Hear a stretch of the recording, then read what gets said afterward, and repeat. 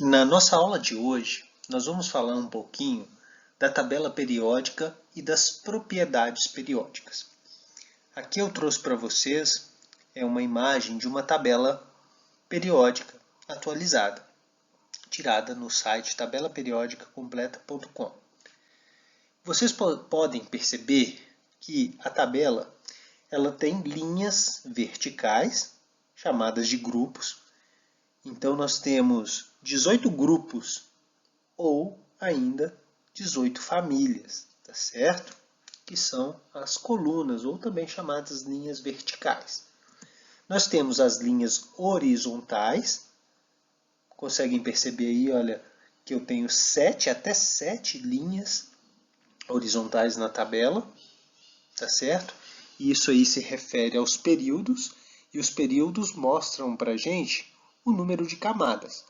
Ou seja, o elemento que estiver no sétimo período, ou sétima linha horizontal da tabela periódica, ele vai ter 7 camadas. Os seus elétrons vão ocupar 7 camadas na distribuição eletrônica. Aquele que está, por exemplo, no segundo período, vai ter os elétrons ocupando 2 camadas quando a gente faz a distribuição eletrônica. É importante a gente guardar isso.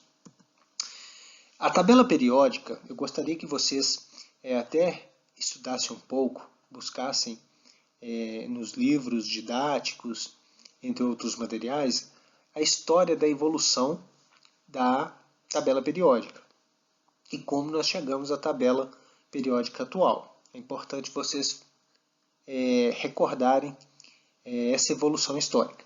Pois bem, aqui a gente vai falar mais direto. Tá? Não vamos dar essa abordagem, a gente vai utilizar só informações mais recentes para a gente resolver exercícios mais aplicados. Z, que é o número atômico, é a propriedade que direciona a organização da tabela periódica. Percebemos então que a tabela periódica ela está organizada da esquerda para a direita com uma sequência crescente de números atômicos.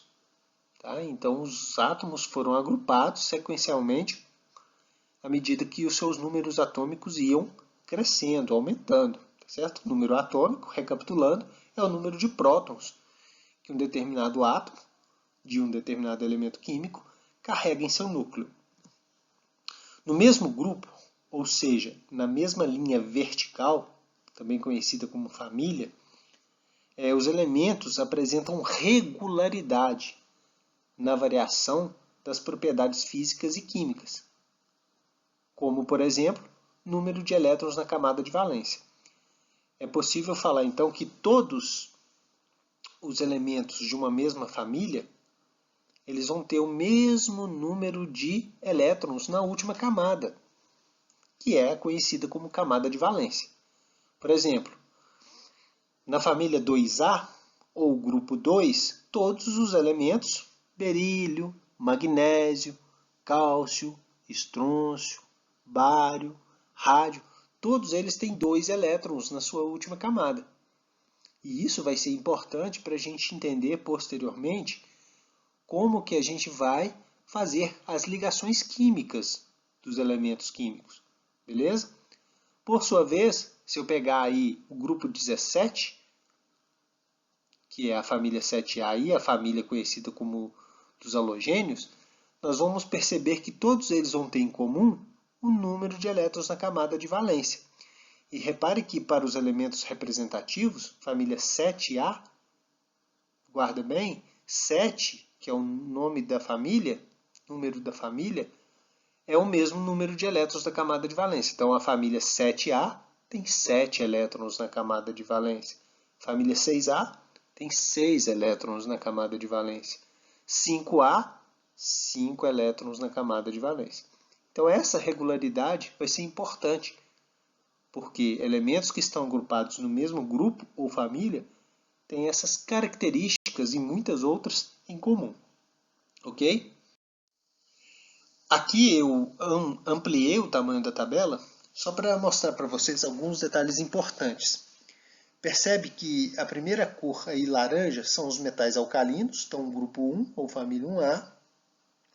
O hidrogênio ele está aí só porque, conforme eu falei para vocês, na organização da tabela periódica, os elementos estão dispostos numa ordem crescente de número atômico. Ele tinha que ficar aí porque ele é o primeiro, porque o número atômico dele é 1. Perfeito? Conforme vocês podem perceber na própria legenda dessa tabela, que não está trazendo massas atômicas, tá? Porque não é o nosso objetivo aqui trabalhar com essas massas. Lá para frente vai ser, mas aqui não é. Então eu não tem problema não ter as massas nessa tabela. Tá?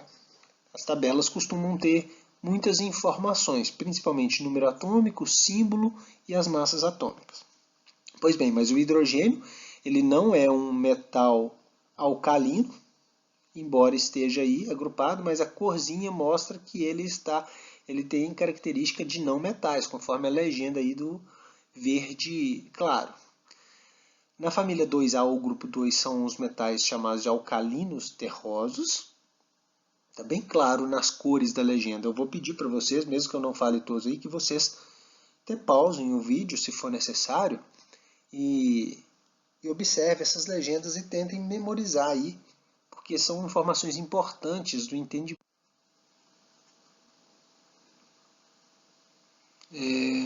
Pessoal, continuando aqui, deu um probleminha aqui, mas reativando aqui, temos os metais representativos,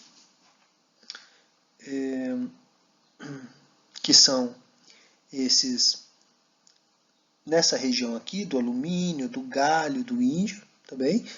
Os semimetais, que são elementos que têm características intermediárias entre metais e ametais. Os não metais, onde a gente vê o carbono, o nitrogênio, o oxigênio, o fósforo, o enxofre, selênio. Os halogênios, família 7A ou grupo 17.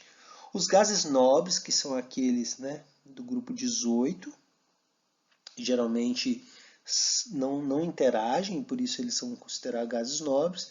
Detalhe que essa tabela apresenta aqui também os estados, pela legenda aqui a gente vê os estados de alguns elementos, destacando que o mercúrio é o único metal líquido a temperatura ambiente, tá certo? O hidrogênio vai estar no estado gasoso. Tá? Faça um bom uso, uma boa interpretação dessa tabela. Aqui eu mostro para vocês o que eu enfatizei, né?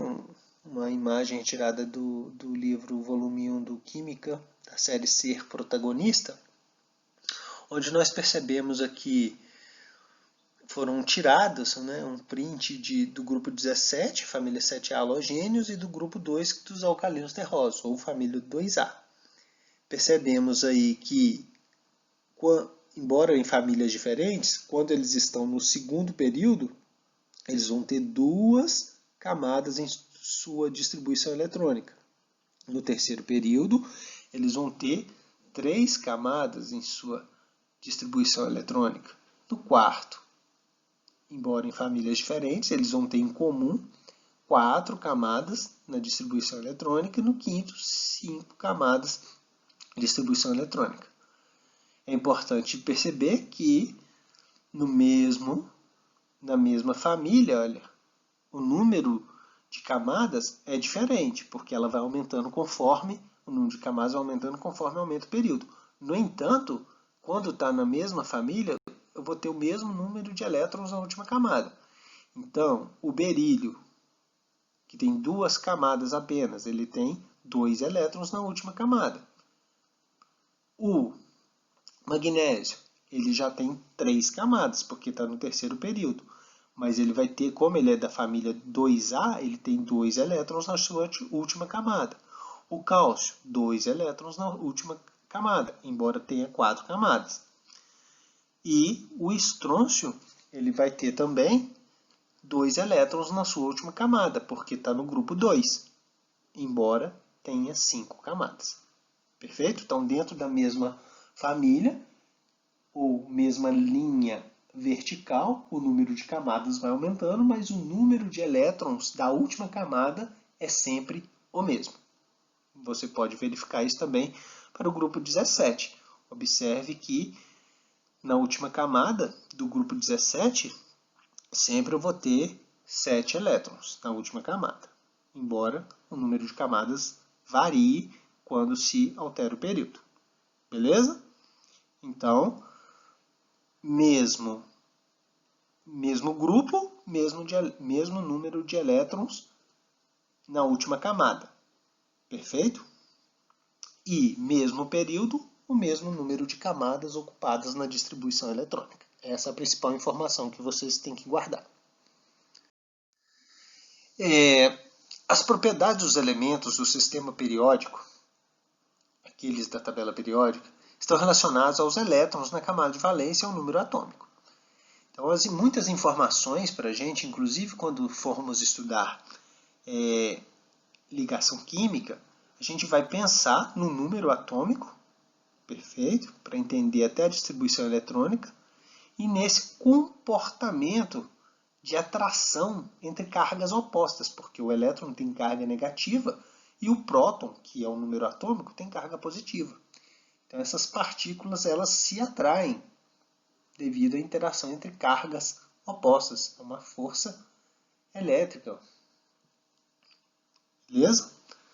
Espécies que o seu núcleo contiver um maior número de prótons atrairá mais fortemente os elétrons da camada de valência do que o núcleo que apresenta menor número atômico.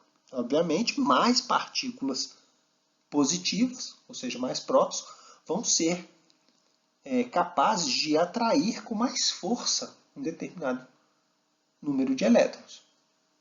Beleza? Porque quanto maior o número de cargas positivas, maior a força daquela carga. Perfeito? Observe aí que o neônio, nessa imagem, o neônio ele é isoeletrônico do sódio mais.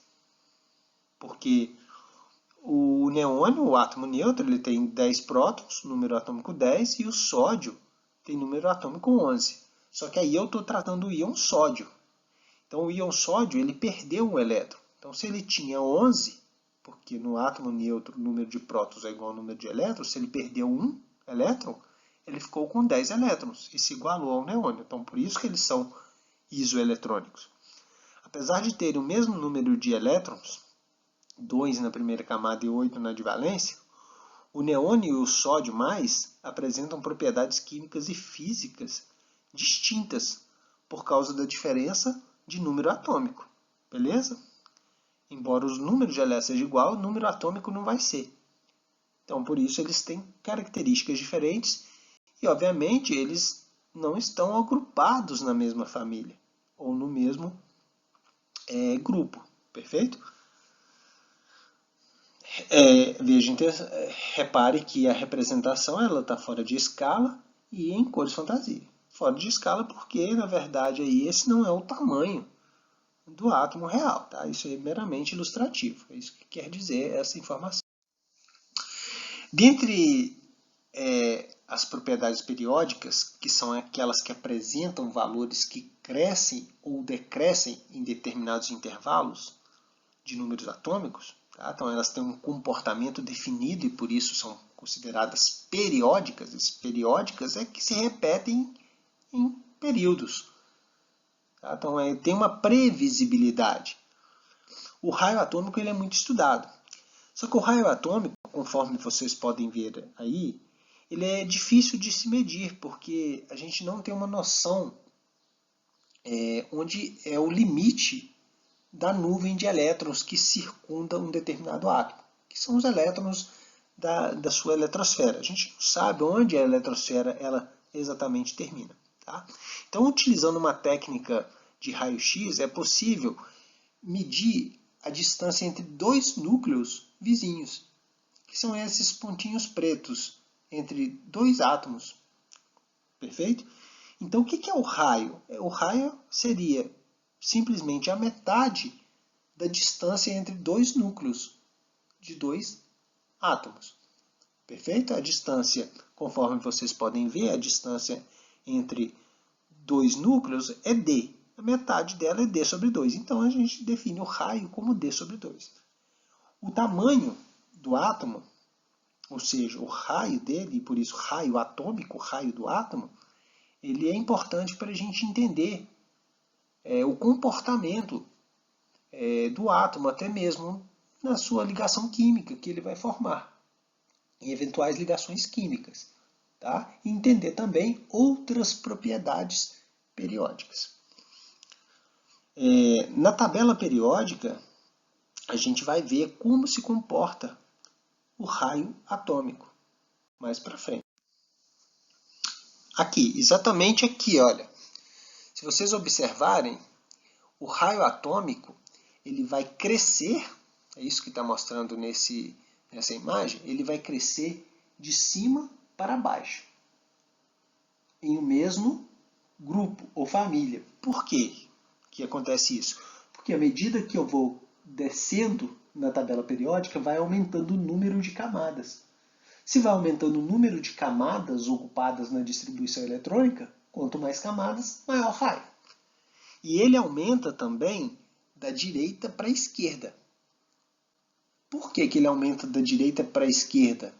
Agora, dentro de um mesmo período, ou seja, dentro de uma mesma linha horizontal. Porque, nesse caso, da direita para a esquerda, diminui-se o número atômico. Se diminui o número atômico, eu tenho menos prótons exercendo uma atração pelos elétrons da eletrosfera.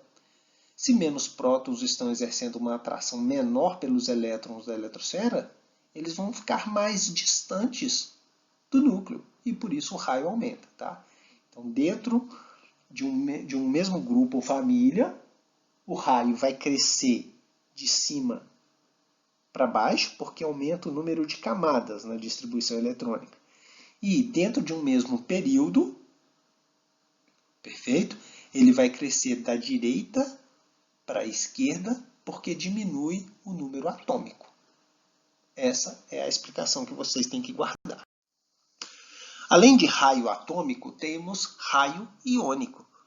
O raio iônico é o raio de um íon, que é definido como quando um átomo ganha ou perde elétrons.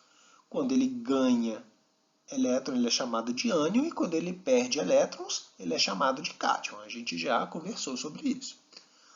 Então, o raio do cátion é menor do que o do respectivo átomo neutro, obviamente, porque a saída de elétrons causa uma atração mais intensa entre o núcleo e os elétrons restantes, diminuindo o tamanho da eletrosfera e, consequentemente, o raio do íon. Olha, se o cátion ele perdeu o elétron, os prótons que estão no núcleo, agora eles exercem uma atração por menos elétrons, que a eletrosfera ela ficou com elétron, com pelo menos um, se perdeu um, né? Com elétrons a menos. Obviamente, essa força de atração que os prótons exercem, ela aumenta, porque ela está puxando menos elétrons. Então, ela vai puxar com mais intensidade. Então, os elétrons se aproximam do núcleo, diminuindo o tamanho do raio. Então, o raio do cátion é sempre menor do que o do átomo neutro, do seu respectivo átomo neutro. E o ânion, o raio do ânion já é ao contrário. Ele é maior que o do respectivo átomo, porque o aumento de elétrons diminui a intensidade de atração entre o núcleo e os elétrons, aumentando o tamanho da eletrosfera e, consequentemente, o raio do íon. Obviamente que se o ânion ele ganha elétron, ele passa a ter um maior número de elétrons. E como o prótons não aumentou, o número de prótons não se alterou, aqueles prótons agora eles têm que exercer uma força de atração para um número maior de elétrons. Então essa capacidade deles de puxar mais elétrons vai diminuir, porque essa força está dividida entre mais elétrons.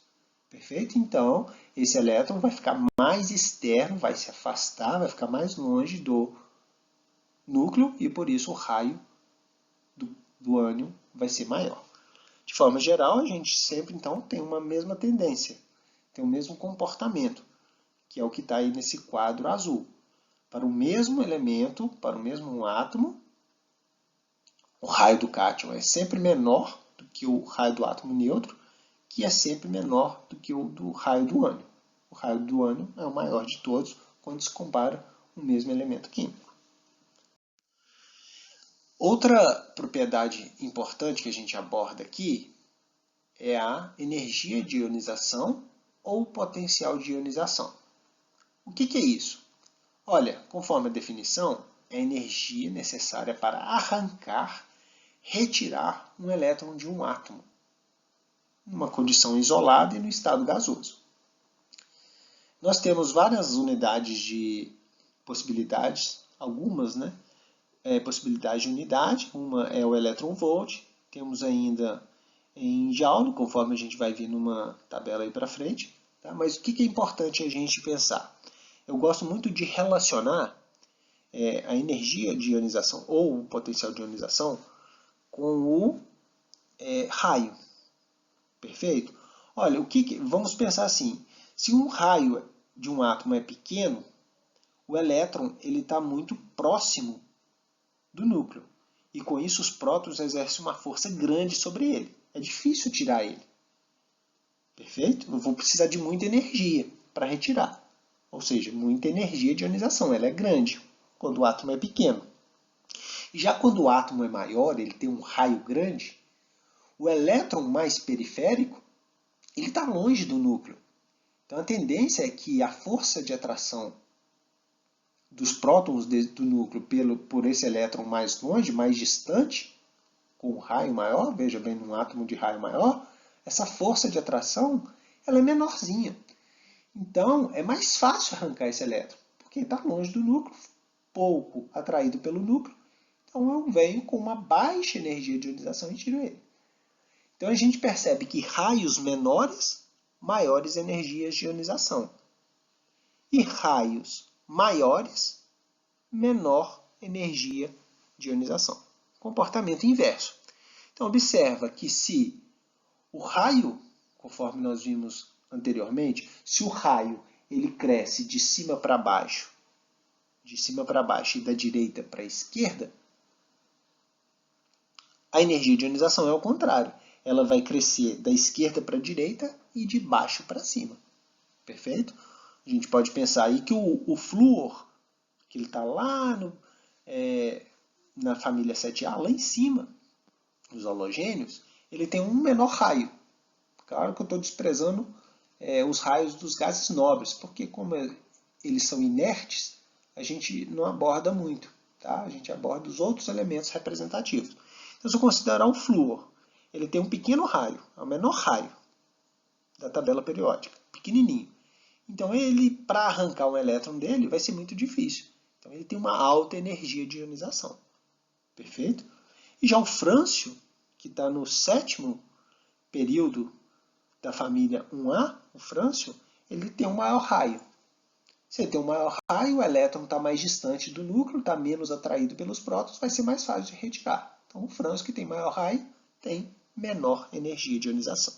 É isso que a gente tem que guardar. Veja bem, essa tabela mostra EI1, EI2, EI3, que são as energias de ionização 1, 2 e 3. O que é a energia de ionização 1?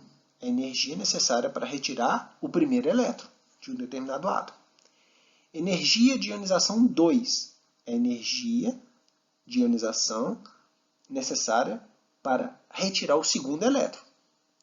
E a energia de ionização 3 é a energia necessária para retirar o terceiro elétron.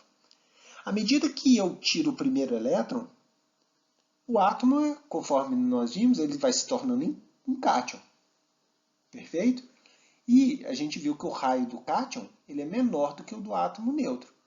Então, à medida que eu vou retirando elétrons, o átomo, essa espécie, esse íon, ele vai ter um raio menor. Consequentemente, o elétron vai ficando cada vez mais atraído pelo núcleo. Então, ao retirar o primeiro elétron, eu gastei uma energia. E eu tenho diferentes energias aí para alguns elementos. Eu gostaria que vocês fizessem essa análise. Por exemplo, o sódio. Para retirar o primeiro elétron, eu gasto uma energia de 496 kJ por mol. Se eu for retirar o segundo elétron, como o raio diminuiu, ele vai estar mais atraído. Então, se ele está mais atraído pelo núcleo, eu preciso o quê? Uma energia maior. Então a energia de ionização 2, olha, ela deu um pulo quase que 10 vezes maior. Foi para 4.562 kJ por mol. E se eu for tirar o terceiro elétron? Ele vai estar, como o raio continua diminuindo à medida que eu retiro elétrons, o elétron vai estar muito mais atraído pelo núcleo ainda. Então eu preciso de uma energia de ionização maior, e ela realmente cresceu. No caso do sódio, a terceira energia de ionização foi para 6.910. Observe que para o mesmo elemento, a energia 3 é sempre maior que a 2, que é sempre maior que a 1. Porque justamente esse fenômeno que acontece. O raio vai diminuindo à medida que eu vou retirando elétron, e esse elétron da eletrosfera vai ficando cada vez mais atraído pelo núcleo. Menor raio, maior energia de ionização. Perfeito? Outra propriedade importante que a gente traz aqui é a eletronegatividade, que é justamente a capacidade que um átomo tem de atrair para si o par eletrônico que ele compartilha com outro átomo em uma determinada ligação covalente. Perfeito? Então, é o poder de atrair um elétron. Veja bem, quem que vai atrair um elétron é os prótons do seu núcleo. Então, se o elétron externo chegar mais perto do núcleo de um átomo, ele vai ser mais atraído. O que é mais fácil? Um elétron externo de um determinado átomo que vai fazer a ligação chegar mais perto de um núcleo. Se o núcleo de um átomo, se o núcleo dele for... Núcleo não, na verdade, o raio. Se o raio dele for pequeno ou grande. Se o raio for pequeno, o elétron externo vai conseguir chegar mais perto do núcleo e ser mais atraído. Se o átomo for grande, tiver um grande raio, o átomo externo que está chegando perto desse átomo vai ficar longe do núcleo, então vai ser pouco atraído. Moral da história, o que a gente tem que entender? Que a eletronegatividade ela vai ser maior para átomos menores. Perfeito? Então tem um comportamento inverso do raio. O raio, conforme nós falamos, ele aumentava dentro da família ou grupo de cima para baixo, porque aumentava as camadas, e aumentava da direita para a esquerda, porque diminuía o número atômico, que está relacionado com essa força de atração entre prótons e elétrons. Pois bem, se a eletronegatividade ela vai ter um comportamento inverso, ou seja, mais eletronegativo é o elemento que tiver menor raio, observe então que a eletronegatividade ela aumenta de baixo para cima e aumenta também da esquerda para a direita. Então, os elementos, o flúor, por exemplo, é o que tem menor raio. A gente destaca ele com menor raio, ele é o mais eletronegativo. E o frâncio é o que tem maior raio, ele é o menos eletronegativo. Perfeito? Isso vai ser importante para a gente entender ligações químicas posteriormente, quando formos estudar. Aqui nós temos alguns exercícios para treinar o que a gente viu na aula de hoje. Pois bem, nos garimpos, o mercúrio é usado para separar ouro das impurezas. Forma uma amálgama, né? Quando entra em contato com a água dos rios, o mercúrio causa uma séria contaminação.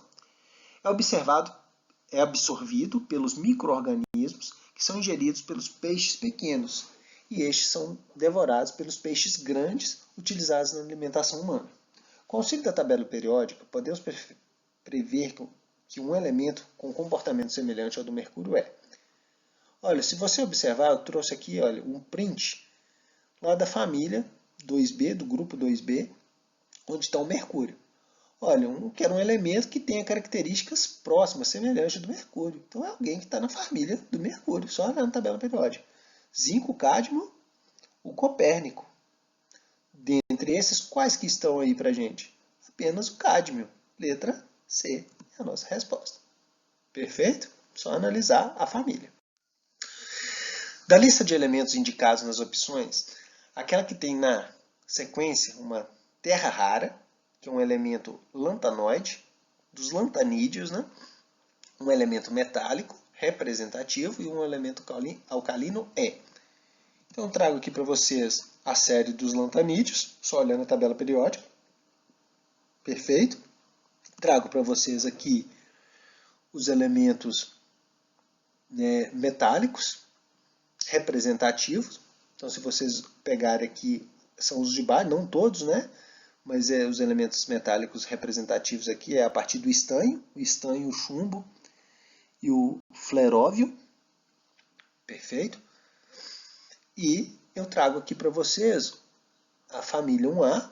Já comentei o caso do hidrogênio, que não é um metal alcalino, tá? Ele está ali por causa que ele tem o número atômico 1, mas do lítio para baixo são os elementos que a gente sabe que é alcalino, família 1A.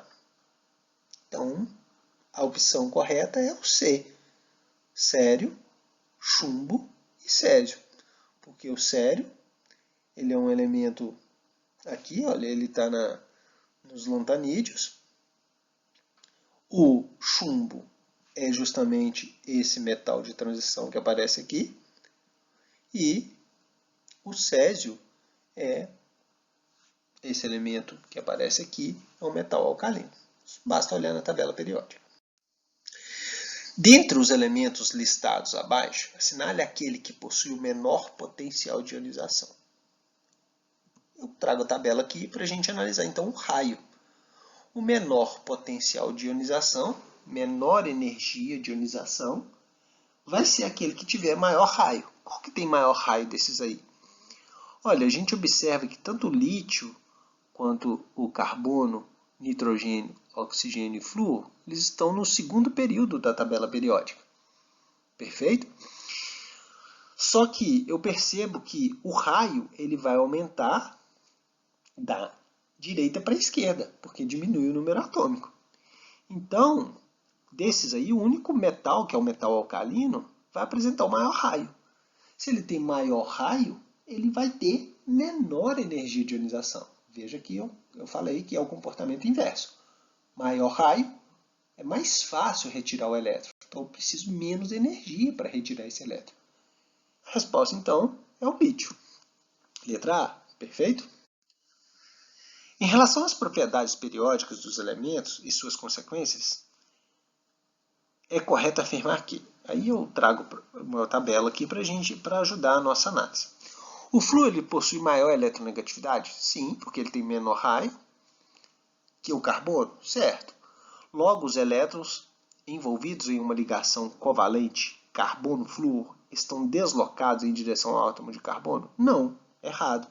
Porque se o flúor tem menor raio que o carbono e ele é mais eletronegativo, os elétrons da ligação covalente de ambos estão mais deslocados em direção ao flúor e não ao carbono. Então está errado. Letra B. O raio atômico do cloro é maior do que o do iodo? Olha, se você observar, o cloro está no terceiro período da família 7A e o iodo está no quinto período. Veja bem que o raio ele aumenta à medida que eu tenho mais camadas. Então, o iodo tem 5 camadas, enquanto o cloro tem 3. Logo, o iodo tem raio maior, e não o cloro, então está errado. Letra C.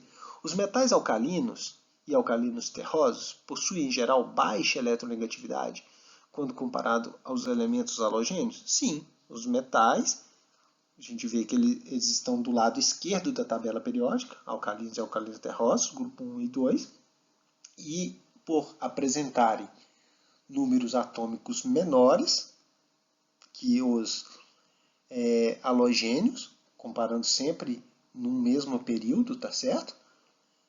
Eles vão apresentar o quê? Baixa eletronegatividade, porque eles têm raios maiores, então eles não têm tendência de receber elétrons, e sim de perder. Então está correta a letra C. Analisando a D, os halogênios tendem a formar cátions? Não, como eles são muito eletronegativos, são átomos pequenos, eles têm a tendência de atrair, são muito eletronegativos, têm tendência de atrair os elétrons, e com isso formar ânions.